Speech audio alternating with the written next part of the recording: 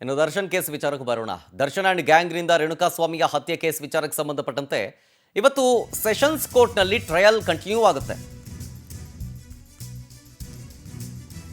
Trial in the sense 272 ಸಾಕ್ಷ್ಯಗಳಿದವಲ್ಲ ಅದರ ವಿಚಾರಣೆ. ಅದರ ಮೊದಲ ಭಾಗವಾಗಿ ರೇಣುಕಾಸ್ವಾಮಿ ಅವರ ತಂದೆ ತಾಯಿಗೆ ಟ್ರಯಲ್ ಆಗಿತ್ತು. ಈಗ ಅವರಿಗೆ ಪ್ರಶ್ನೆಯನ್ನ ಮಾಡೋದಕ್ಕೆ ವಕೀಲರು ತಯಾರಿ ಮಾಡ್ಕೊಳ್ತಾ ಇದ್ದಾರೆ. ಇಬ್ಬರನ್ನ ಪ್ರಶ್ನಿಸ್ತಾರೆ ಹಿರಿಯ ವಕೀಲರಾದಂಥ ಸಿ ವಿ ನಾಗೇಶ್ ಅವರು. ಸಾಕ್ಷ್ಯ ಸತ್ಯಾಸತ್ಯತೆಯನ್ನ ಪರಿಶೀಲನೆಯ ಬಳಿಕ ಉಳಿದವರಿಗೆ ಸಮನ್ಸನ್ನ ಕೊಡಲಾಗುತ್ತೆ, ಅಂದರೆ ವಿಚಾರಣೆಗೆ ಬನ್ನಿ ಅಂತ.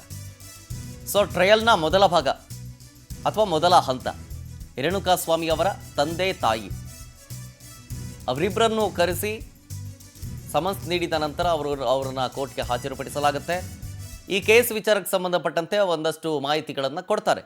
ಜಡ್ಜ್ ಕೇಳಿದ ಪ್ರಶ್ನೆ ಜೊತೆಗೆ SPP ಮತ್ತು ದರ್ಶನ್ ಪರ ವಕೀಲರು ಇಬ್ಬರೂ ಕೇಳುವಂಥ ಪ್ರಶ್ನೆಗೆ ಉತ್ತರ ಕೊಡುವಂಥ ಒಂದು ಪ್ರಕ್ರಿಯೆ.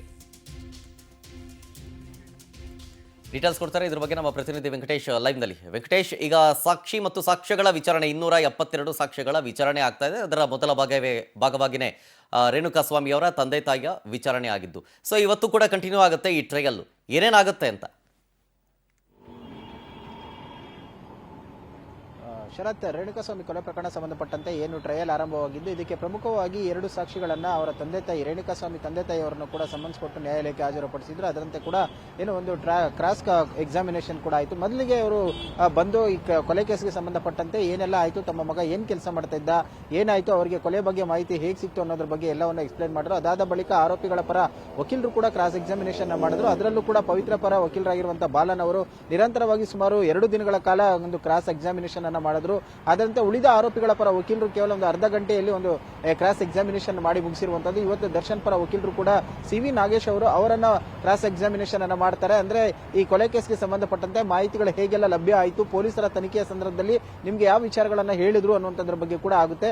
ಇವತ್ತು ಸುಮಾರು 11 ಗಂಟೆ ಸುಮಾರಿಗೆ ಈ ಒಂದು ವಿಚಾರಣೆ ಆಗುವ ಸಾಧ್ಯತೆ ಇರುವಂತದ್ದು. ಹಾಗಾಗಿ ಕೆಲವು ಬಾಲನ್ ಅವರು ಕೇಳಿದಂತಹ ಕ್ವಶನ್ಗಳಿಗೂ ಕೂಡ SPP ಪ್ರಸನ್ನ ಕುಮಾರ್ ಅವರು ಕೂಡ ಉತ್ತರಗಳನ್ನ ಅಲ್ಲೇ ಕೊಟ್ಟರು. ಅಂದ್ರೆ ಕಕ್ಷಿದಾರರನ್ನ ಏನಿದ್ದಾರೆ ಅವ್ರನ್ನ ದಾರಿ ತಪ್ಪಿಸುವಂತ ಮತ್ತು ಕೆಲವೊಂದು ಗೊಂದಲಗಳನ್ನು ಸೃಷ್ಟಿಸುವ ರೀತಿಯಲ್ಲಿ ಪ್ರಶ್ನೆಗಳನ್ನ ಕೇಳಬೇಡಿ ಅನ್ನುವಂತ ಮನವಿಯನ್ನು ಕೂಡ ಮಾಡಿಕೊಂಡ್ರು. ಅದರಂತೆ ಕೂಡ ಇವತ್ತು ಕೂಡ ಒಂದು ಕ್ರಾಸ್ ಎಕ್ಸಾಮಿನೇಷನ್ ಆಗುತ್ತೆ. ಅದರಲ್ಲಿ ಜೈಲಿನಲ್ಲಿರುವಂತಹ ಈ ಆರೋಪಿಗಳಿದ್ದಾರೆ, ಅವರು ಕೂಡ ವಿಡಿಯೋ ಕಾನ್ಫರೆನ್ಸ್ ಮೂಲಕ ಹಾಜರಾಗಬೇಕಾಗುತ್ತೆ. ಉಳಿದ ಆರೋಪಿಗಳು ಕೂಡ ಖುದ್ದಾಗಿ ನ್ಯಾಯಾಲಯಕ್ಕೆ ಬಂದು ಹಾಜರಾಗಬೇಕು.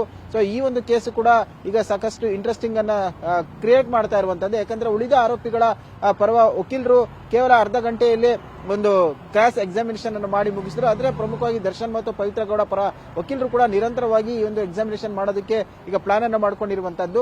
ಈ ತಂದೆ ತಾಯಿನ ಹೊರತುಪಡಿಸಿ ಉಳಿದ ಆರೋಪಿಗಳ ಸಾಕ್ಷಿಗಳೇನಿದ್ದಾರೆ ಅವರನ್ನು ಕೂಡ ಮುಂದಿನ ದಿನಗಳಲ್ಲಿ ಸಮನ್ಸ್ ಅನ್ನು ಕೊಟ್ಟು ನ್ಯಾಯಾಲಯಕ್ಕೆ ಹಾಜರಾಗಿ ಅವರು ಕೂಡ ಟ್ರಯಲ್ ಅನ್ನು ಎದುರಿಸಬೇಕಾಗುತ್ತೆ. ಆ ಸಂದರ್ಭದಲ್ಲಿ ಅವರು ಕೊಟ್ಟಂತ ಹೇಳಿಕೆಗಳು ಮತ್ತು ಪೊಲೀಸರ ಮುಂದೆ ಕೊಟ್ಟಂತ ಹೇಳಿಕೆಗಳು, ನ್ಯಾಯಾಧೀಶರ ಮುಂದೆ 164 ಅಡಿಯಲ್ಲಿ ಕೊಟ್ಟಂತ ಹೇಳಿಕೆಗಳನ್ನು ಕೂಡ ತಾಳೆ ಮಾಡಲಾಗುತ್ತೆ. ಆಗ ಈ ಕೇಸ್ಗೆ ಸಂಬಂಧಪಟ್ಟಂತೆ ಯಾವ ರೀತಿಯಾದಂತಹ ತೀರ್ಪು ಬರುತ್ತೆ ಮತ್ತು ಸಾಕ್ಷಿಗಳು ಯಾವ ರೀತಿಯಾಗಿ ಸ್ಟ್ರಾಂಗ್ ಆಗುತ್ತೆ ಅನ್ನೋದನ್ನು ಕೂಡ ನೋಡಬೇಕಾಗಿರುವಂತಹದ್ದು. Sharath. Okay, thank you Venkatesh ಡೀಟೇಲ್ಸ್ಗಾಗಿ.